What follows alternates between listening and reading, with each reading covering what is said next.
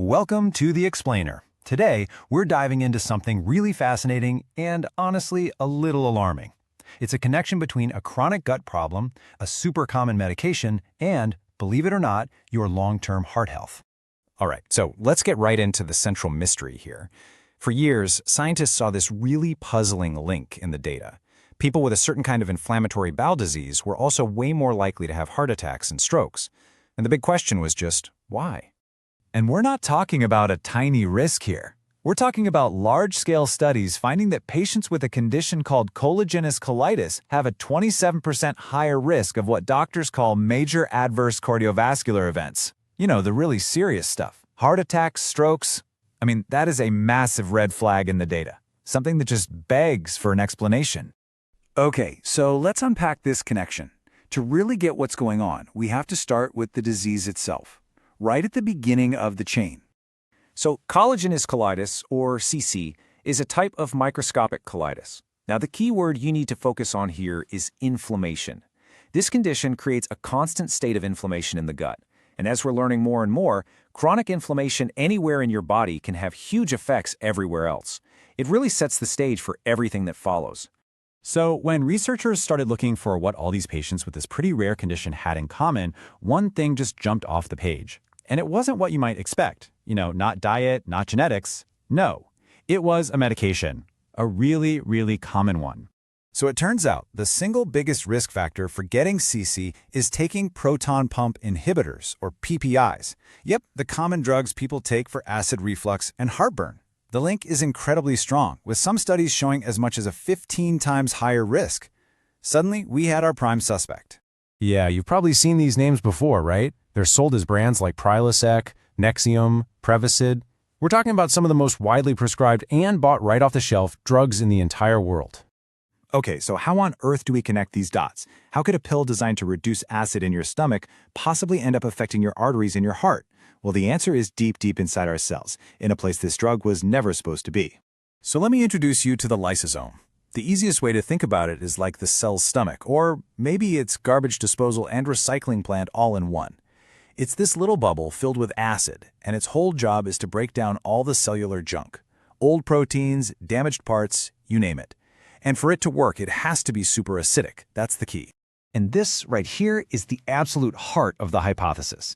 In the stomach, a PPI does exactly what it's supposed to. It blocks the pumps that make acid. Perfect. But these drugs get into our bloodstream and can slip inside other cells, like the ones lining our blood vessels. And it just so happens that the little acid pump inside the cell's lysosome looks an awful lot like the one in the stomach. So the drug hits this unintended off-target pump. The lysosome loses its acid, and suddenly you have a major cellular traffic jam. So, okay, a tiny little cellular traffic jam. How does that snowball into a major problem? Well, what happens when the garbage service in your city goes on strike? The trash just starts piling up everywhere, right? It's the same idea inside the cell. You can see it as a domino effect. First, the PPI blocks that acid pump. Second, the cell's recycling center just grinds to a halt. Third, all that unprocessed garbage starts piling up, creating a toxic, stressful environment for the cell. And finally, under all that stress, the cell does something pretty drastic. It goes into a state called senescence. It basically turns into a prematurely old, non-functioning zombie cell. And these zombie cells, they're not just sitting there doing nothing. Oh no, they're real troublemakers. They start spewing out this nasty cocktail of inflammatory chemicals. Scientists have a fancy name for it, SASP, but you can just think of it as these cells screaming, "Danger!" constantly. This creates this chronic, low-level inflammation right there inside your blood vessel wall, which is the perfect breeding ground for hardened arteries and plaque buildup. All right, so now we can zoom out and see the whole picture, connecting every single dot from that little pill all the way to a serious heart problem. So here it is, the whole theory in one place. Long-term PPI use, which we know is a major cause of collagenous colitis, also gets into our blood vessel cells. There, it shuts down the lysosome's acid pump, which makes cellular garbage pile up. This triggers premature cell aging and inflammation, which then leads to artery hardening and dysfunction, and ultimately, that raises the risk of a heart attack or stroke. And that gut inflammation from CC, that's probably pouring gasoline on the fire, speeding the whole process up. Okay, now it is super important to be really clear about where the science stands on this. This is a very compelling idea, right? It's logical, it's supported by lab studies that show PPIs can age cells, and it perfectly explains the scary numbers we see in big population studies. But, and this is a big but, it's still a hypothesis. We don't have a gold standard human trial that proves this cause and effect relationship beyond a shadow of a doubt. It's possible other factors are involved. So after all that deep dive into cell biology, what's the actual takeaway here? What does this mean for us in the real world? Look, the key takeaway here is all about being empowered with information. This is absolutely not me saying you should go and throw out your pills. What this is a reason to have a conversation. If you have collagenous colitis, or even if you've just been on a PPI for years and years, it's a great reason to talk to your doctor and ask, is this still the right choice for me? Are there other options? Should we be keeping a closer eye on my heart health? It's all about making smart, informed decisions together. And really, that brings us to a final, much bigger question that this whole investigation shines a light on. It's a powerful reminder for all of us to regularly check in with our doctors about the long-term medications we're on, because what was necessary 5 years ago might not be today, and understanding the latest science is truly the best tool we have to protect our health for the future. Millions of people, they pop a heartburn pill every single day. Right. And they just assume it's staying right there in their stomach. Right. Like it's a perfectly targeted strike against acid reflux. Yeah, that is the general assumption. But what if that exact same pill is secretly slipping into your bloodstream? And what if it's shutting down the tiny garbage disposals inside your cells? Which sounds completely wild. It really does. Yeah. But it might actually be prematurely aging your blood vessels. So welcome to the deep dive. Thanks for having me. We have a fascinating stack of sources today. Bruh. Honestly, it reads less like medical research and more like a forensic detective story. Oh, absolutely. Because our mission today is to uncover a bizarre, hidden link. We're looking at why patients diagnosed with a really specific gut condition, collagenous colitis, or CC, why they end up suffering from significantly higher rates of major adverse cardiovascular events. Right, and we are talking about severe life-threatening incidents here. Ischemic heart disease, heart failure, strokes. Yeah. And, on a purely surface level, that correlation makes zero intuitive sense. None at all. The heart and the lining of the large intestine are two entirely different systems. A localized inflammatory issue in your gut, it really shouldn't inherently cause the structural failure of your cardiovascular system. Okay, let's unpack this, because we are going to connect these dots for you. We're going to draw a direct line between incredibly common heartburn medication, broken cellular trash cans, and the biological aging of your heart. And to do that, we have to examine what the sources called the V-ATPase inhibition hypothesis. Right. It's a unifying theory that finally provides a logical, mechanical explanation for this whole clinical contradiction. It traces the pathology step by step. Exactly, showing how an intervention in the stomach sets off this massive systemic biochemical cascade. So to understand why the heart is failing, we actually have to trace the breadcrumbs backward, all the way down to the large intestine. Yeah, let's look at the patient profile first. Good idea. So someone comes in with collagenous colitis. Their main symptom is usually chronic watery diarrhea. Which is incredibly disruptive. Very disruptive. It's uncomfortable, and it's caused by this thick band of collagen forming in the colon wall alongside just a ton of inflammation. Right. But according to the data, this exact patient is now sitting on a cardiovascular time bomb. So what is the bridge here? Well, the bridge is that the primary risk factor for developing this type of colitis, it isn't just, an unlucky genetic roll of the dice. Okay. It's pharmaceutical. The sources point aggressively to the use of proton pump inhibitors. PPIs. PPIs. Okay. Yeah, and specifically one called Lansoprazole. And PPIs are absolutely everywhere. If you have acid reflux, GERD, a stomach ulcer, there's a very high chance you've taken one. Oh, they are some of the most widely consumed medications on the planet. But the statistical link to this gut condition is just staggering. It really is.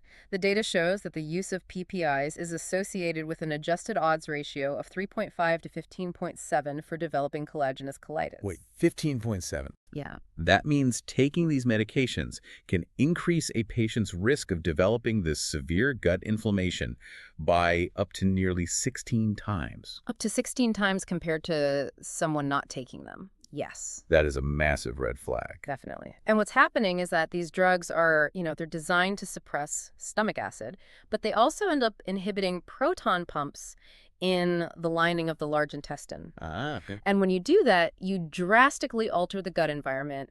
It causes dysbiosis, which is a severe imbalance in the microbiome. Right. And it directly damages the epithelial barrier, the protective lining of the colon.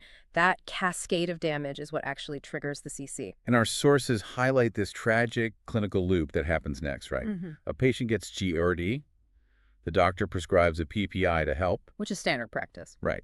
But then the PPI fundamentally alters the gut and triggers the collagenous colitis. Exactly. So the patient goes back to the doctor complaining of severe digestive issues, gets diagnosed with the colitis, but because they still have that initial history of GERD on their chart, they're just kept on long-term PPI therapy. It's a huge oversight. The very chemical agent causing the gut inflammation is maintained as a chronic daily medication.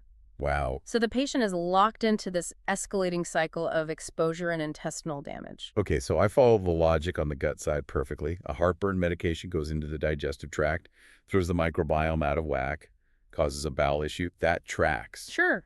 But we are here to talk about heart attacks and strokes. How on earth does a localized stomach and colon issue end up destroying the vascular system? For that, we have to follow the drug's journey out of the digestive tract. We are entering the territory of an off-target effect. Okay, an off-target effect. Yeah. When you swallow a PPI, its on-target mission is to locate very specific mechanisms in your stomach called gastric H plus K plus ATPases. Try saying that 3 times fast. I know, right? But these are the literal pumps that push acid into your stomach. The drug binds to them and shuts them down. Mission accomplished. Heartburn cured. Except drugs don't just politely stay in the stomach. Right, they get absorbed. They're absorbed into your bloodstream. They circulate through your entire body. Now, the blood vessels themselves do not possess those specific stomach acid pumps. Okay. So theoretically, the drug should just float on by, completely ignored by the cardiovascular system. But it doesn't float by. And this brings us to this highly specific, totally fascinating detail from the research regarding Lansoprazole. Yes, the lipid solubility. Right, it has an unusually high fat solubility. The text measures this using something called a log P value, and it notes it sits at approximately 1.9. That log P value is crucial here. It's a measure of lipophilicity. Which means? It basically tells us how easily a particular molecule dissolves in fats and oils as opposed to water. A value of 1.9 means it is highly lipophilic. It's very fat soluble. So think about it like this. Every single cell in your body is surrounded by a lipid bilayer. It's essentially a fortress wall made out of fat. Right. And for most molecules traveling in your blood, that wall is impenetrable without a specific receptor, like a locked door that requires a very specific key to open. Exactly. But because lansoprazole is highly fat-soluble, it doesn't need a key. It basically has a molecular V-ATPase. A V-ATPase, yeah, that's a great way to put it. It just glides right through the fat wall of the endothelial cells. And those are the crucial cells that line the entire inside of your blood vessels. The drug simply slips across the border completely undetected. And once it's inside the endothelial cell, it begins wandering around until it encounters a specific cellular organelle called the lysosome. The cellular garbage disposal. That is the perfect analogy. The lysosome is this sac filled with powerful enzymes, and its sole job is to break down waste. Like what kind of waste? It handles abnormal proteins, oxidized lipids, old organelles, essentially all the biological trash a working cell produces. But for those enzymes to function, the environment inside that lysosome has to be highly acidic. It needs a very low pH. So how does the cellular garbage disposal keep itself acidic? It has its own dedicated proton pumps, known as V-ATPase. Vacuolar-ATPase plus ATPase. Okay. They constantly pump protons into the lysosome to maintain that highly acidic, corrosive environment. Wait, a proton pump?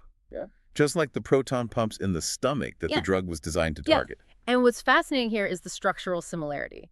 The PPI was engineered to inhibit stomach proton pumps. Right. But because it has that fat-soluble V-ATPase, it enters the blood vessel cell, finds this remarkably similar V-ATPase pump on the lysosome, and it binds to it. It blocks it entirely. It turns off the acid in the garbage disposal. The medical literature calls this deacidification. Without those pumps pushing protons inside, the pH of the lysosome rapidly rises. It neutralizes. Exactly. And the moment that happens, all those degradative enzymes just stop working. The garbage disposal is completely broken. Here's where it gets really interesting. So the trash can is broken. If my garbage disposal breaks at home, it's annoying, but the house doesn't immediately fall down. Sure. How does a broken lysosome in a single cell lead to systemic catastrophic aging of the cardiovascular system? Because in biology, a broken trash can leads to proteostasis failure. Proteostasis failure. Right. Your cells are like tiny factories. They are constantly building new proteins and discarding old, damaged ones in a recycling process called autophagy. Okay. When you neutralize the lysosome, autophagy halts. The biological trash doesn't just sit politely in a bin. It starts piling up in the cytoplasm. So you've got abnormal proteins and oxidized fats just accumulating, cluttering up the inside of the blood vessel wall. Yes. It's like the trash bags are piling up in the kitchen, and then the living room, and eventually the whole house starts to rot from the inside out. And that accumulated waste is highly reactive. It generates massive amounts of oxidative stress. Imagine that rotting trash releasing corrosive fumes that start eating away at the factory's blueprint. The oxidative stress actually causes severe damage to the cell's own DNA. And a cell doesn't just ignore DNA damage, it panics. Right, it absolutely panics. It sets off massive biological emergency alarms, and the sources point to specific, measurable red flags inside these affected blood vessels. Like what? Well, we see accelerated telomere shortening, which is a hallmark of rapid aging, and we see a spike in something called SA-beta-gal activity. Let me jump in on SA-beta-gal for a second. That is essentially a chemical fingerprint that scientists look for under a microscope. Right. When a cell starts producing a lot of SA-beta-gal, it's basically a giant neon sign telling researchers that this cell has given up. It has fundamentally changed its identity. Exactly. It has pulled the emergency brake, which the sources call the p53p21 pathway. And when that brake gets pulled, the cell turns into a zombie. The clinical designation is the senescent phenotype. Sure, but zombie is more fun. It is, and it's accurate. The cell completely loses its ability to divide, replicate, or repair itself. It is prematurely aged. So zombie really captures the reality of its behavior. It is a zombie. Right. And crucially for our heart attack mystery, these zombie endothelial cells stop doing their primary job. Right, producing nitric oxide. Exactly. A healthy endothelial cell produces nitric oxide, or NO. Nitric oxide is the chemical messenger that tells your blood vessels to relax, to stay flexible, to open up, and let blood flow easily. Yeah. When the cell turns into a zombie, the nitric oxide factory just shuts down. And without that constant supply of nitric oxide, the blood vessels become stiff, they narrow, they lose their elasticity. Which makes the heart work harder. Immensely. That alone increases cardiovascular strain, but it goes deeper. This raises an important question. What does a senescent zombie cell actually do to the healthy tissue surrounding it? It doesn't just sit there quietly. No, it develops what we call a senescence-associated secretory phenotype, or SASP. SASP. Whenever I see an acronym like that, I know it's hiding something nasty. What exactly is a secretory phenotype? What is it secreting? It is secreting pure toxicity. The zombie cell begins violently pumping out inflammatory cytokines. The research specifically flags IL-6, TNF-alpha, and IL-1 beta. Okay, let's demystify those. IL-6 and TNF-alpha are essentially molecular alarm bells. Yes. They are chemical signals that cause the tissue around them to become red, swollen, and inflamed. They are distress signals that recruit immune cells to the area, creating chronic localized inflammation.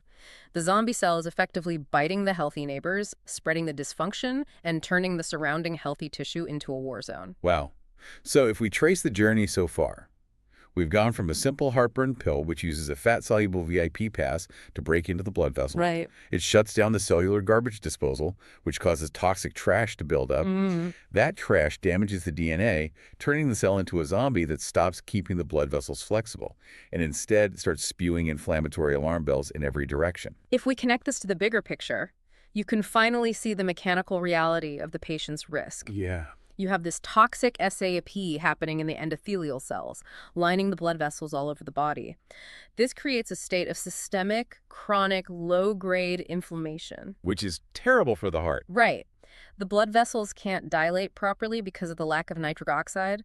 The inflammation causes the vessel walls to become physically sticky, what we call an increase in adhesion molecules. They become a trap. Like stuff floating in the blood starts sticking to the walls. Exactly. That stickiness promotes a severe tendency to form blood clots. It accelerates atherosclerosis. Atherosclerosis is the hardening of the arteries. It's when cholesterol and fats build up and form plaques on the inner walls of the blood vessels. Right. But it's the inflammation from our zombie cells that really makes this lethal.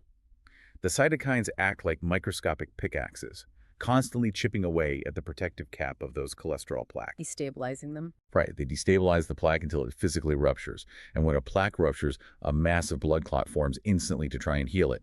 That clot blocks the artery, and that is a heart attack. And the sources quantified this exact grim reality. This cellular senescence and resulting inflammation lead directly to an increased risk in ischemic heart disease, carrying a hazard ratio of 1.38. Okay. It increases the risk of heart failure with a hazard ratio of 1.32, and stroke risk rises with a hazard ratio of 1.12. For anyone wondering how to read those numbers, a hazard ratio of 1.38 means a 38% higher risk of developing ischemic heart disease compared to someone without this specific cascade of issues. Right. That is a massive, tangible jump in danger. It is, and when you aggregate all these outcomes, it drives up the overall risk for major adverse cardiovascular events, or MACE, in these collagenous colitis patients by an adjusted hazard ratio of 1.27. A 27% increase. Yes, a 27% increase in the likelihood of a major, potentially fatal cardiovascular event. But the sources reveal one more compounding factor. A feedback loop that takes all this vascular damage and actively makes it worse. We have to look back at the gut. Remember the origin of the problem. The PPI caused the collagenous colitis. Right. That means the patient is sitting with a colon that is chronically, severely inflamed. And that inflammation is not securely contained within the walls of the large intestine. The gut is highly vascularized. It has tons of blood flow. It does. And those local inflammatory cytokines generated in the colon wash directly into the systemic bloodstream. Oh, wow. They circulate through the body and eventually hit the exact same endothelial cells that are already being stressed and turned into zombies by the off-target PPI effect. It's throwing gasoline on a fire that is already burning.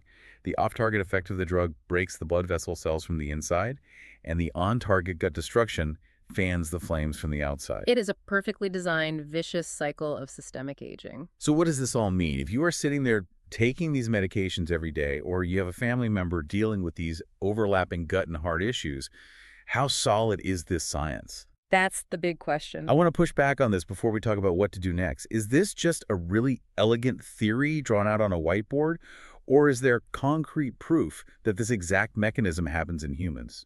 We must be deeply objective about the data, but the foundations of this hypothesis are highly robust. First, the mechanical proof comes from a pivotal 2016 in vitro study by Apuri and colleagues. Okay. They didn't just guess at this. They took actual human endothelial cells in a laboratory setting and exposed them to clinical concentrations of PPIs. By clinical concentrations, you mean the exact amount of the drug that would be floating in a patient's blood if they swallowed their daily pill. Exactly that. And they observed that the PPIs directly induced this exact cascade of cellular senescence. In real time? Yes. They watched the V-ATPase pumps get blocked. They measured the lysosomes neutralizing. They observed the telomeres shortening and the cells transforming into that senescent phenotype. The biological mechanism is proven at the cellular level. And what about the real-world outcomes? Does this translate from a petri dish to an actual human population? It does. The massive Swedish cohort study analyzed real patient records and confirmed the clinical link between collagenous colitis and elevated major adverse cardiovascular events. Wow. That 27% increased risk of MACE isn't a projection. It's what actually happened to a vast population of real people over time. But there are limitations, right? We have to look at where the data might have blind spots. The primary limitation is the lack of direct proof of causality via randomized controlled trials. Right. We have impeccable lab data and massive observational data, but observing a trend isn't the same as proving a direct isolated cause in a living human. In cohort studies, you always have to account for surveillance bias. Surveillance bias. That is incredibly common in chronic illness. Think about it. If you have severe collagenous colitis, you're suffering from chronic diarrhea. You are miserable. You're at the doctor's office all the time. Exactly. Your doctor's taking your blood pressure, running EKGs, doing routine blood work. Naturally, they are far more likely to catch an underlying heart issue in you than they are in someone who feels fine and hasn't seen a doctor in 5 years. Exactly. That extra surveillance can definitely skew the statistics. That is a critical point. We also have to acknowledge unadjusted confounding factors in some of the epidemiological data. Things like the patient's exact age, their smoking history, or their baseline diet might not be perfectly controlled for in every single data set. Fair enough. But given the absolute strength of the biological mechanism proven in the lab and the overwhelming observational data from the Swedish study, what is the clinical game plan? Right, the actionable steps. Yeah, if the risk is real, what are the actionable takeaways from our sources? The primary directive is that a diagnosis of collagenous colitis should act as an immediate flashing red light to audit the patient's pharmaceutical intake. Specifically, a deep review of their proton pump inhibitor use. The response can't just be, oh, you have colitis now, let's treat that and keep you on your heartburn medication. You have to turn off the tap that is flooding the house. The clinical recommendation from synthesizing this research is to actively minimize or completely stop the use of PPIs. But what if they really need it? If the patient has a genuine, ongoing need for acid suppression, say they have a severe ulcer that hasn't healed, doctors are advised to look at alternatives, swapping the patient to an H2 blocker, for instance. Okay, an H2 blocker. Yeah, H2 blockers operate on an entirely different chemical pathway and do not appear to have the same fat-soluble off-target effect on the V-ATPase pumps. And what about the cardiovascular damage that might already be done? If the patient has been on PPIs for a decade, are they just like waiting for the plaque to rupture? Because of that elevated MCE risk, the sources emphasize proactive, aggressive cardiovascular screening. The goal is to catch the vascular stiffness before it becomes a catastrophic event. How do they do that? They suggest utilizing specific diagnostic tools, things like BNP blood tests, which measure proteins released when the heart muscle is under physical stress. They also mention echocardiograms to physically look at the heart's structure and pumping efficiency, right? Yes, and perhaps most relevant to this specific mechanism is FMD, or flow-mediated dilation. What's that? It's an ultrasound technique that actually measures how well the blood vessels are expanding and relaxing in response to blood flow. Basically checking to see if those endothelial cells are still producing nitric oxide or the zombies have completely taken over the blood vessels. Precisely. It measures the functional age of the vascular system. And looking toward the future, the research hints at entirely new avenues of treatment. Oh. Because we now understand this is fundamentally a disease of cellular aging, researchers are looking at senolytic therapies. Senolytics. Drugs that are specifically engineered to hunt down and clear out those toxic zombie cells from the body, stopping the SASP inflammation right at its source. That, combined with advanced inflammation control to quiet the gut, really represents the frontier of addressing this unified pathology. Which brings us to the end of our deep dive today. Let's just zoom out and look at the sheer scale of the journey we just took. It's a big one. We started with a tiny everyday pill designed to stop a little bit of acid reflux. But because of a quirk in its chemical structure, its high fat solubility, that log P of 1.9, it bypasses the stomach. Right. It slips into the bloodstream and breaks into the endothelial cells lining every blood vessel in your body. It binds to the V-ATPase pumps, neutralizing the lysosomes. The cellular garbage disposals break down. The toxic trash piles up inside the cell, causing oxidative stress and DNA damage. The cell pulls the emergency brake, ages prematurely, and turns into a zombie. It stops producing the nitric oxide needed to keep your arteries flexible, and instead starts spewing inflammatory cytokines that bite the neighboring cells. It's incredible. That inflammation hardens the arteries, destabilizes cholesterol plaques, and ultimately drives up the risk of devastating heart attacks and strokes. And the entire process is accelerated by the runaway gut inflammation the drug caused in the first place. It is a remarkable, elegant explanation of a very messy clinical picture. It proves that the body is not a collection of isolated systems. No, everything's connected. A disruption in the stomach has a direct, mechanical, molecular pathway to the structural failure of the heart. And it leaves us with a lingering, truly provocative thought. We started this deep dive talking about how unexpected this connection was, how the reality of medicine isn't always as clean or obvious as we want it to be. It crosses boundaries we didn't even know existed. So think about this.